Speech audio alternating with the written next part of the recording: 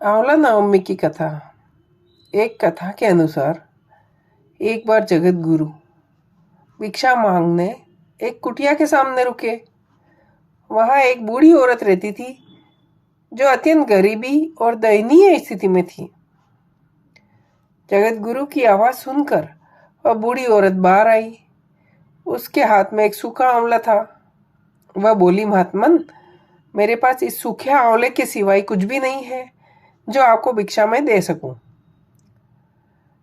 जगत गुरु को उसकी स्थिति पर दया आ गई और उन्होंने उसी समय उसकी मदद करने का प्रण लिया।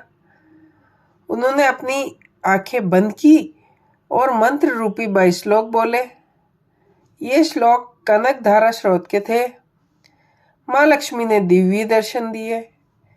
इससे प्रसन्न होकर माँ लक्ष्मी ने उन्हें दिव्य दर्शन दिए और कहा कि जगत गुरु, इस औरत ने पूर्व जन्म में कोई भी वस्तु दान नहीं की और अत्यंत कंजूस थी और मजबूरीवश कभी किसी को कुछ देना पड़ जाए तो वह बिना मन से देती थी। इसलिए इस जन्म में उसकी यह हालत हुई।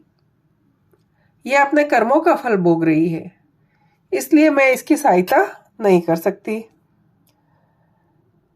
जगत गुरु ने देवी की लक्ष्मी जी की बात सुनकर कहा, हे महालक्ष्मी, इसने पूर्व जन्म में अवश्य दान धर्म नहीं किया, लेकिन इस जन्म में इसने पूर्ण श्रद्धा से मुझे यह सूखा आंवला भेंट किया।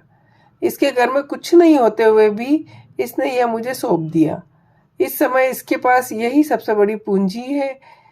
क्या इतना भेंट करना पर्याप्त नहीं है? जगत गुरु की बात से देवी लक्ष्मी प्रसन्न हुई और उसी समय उन्होंने गरीब महिला की कुटिया में स्वर्ण के आंवलों की वर्षा कर दी। आंवला नवमी की कथा। एक कथा के अनुसार एक बार जगत गुरु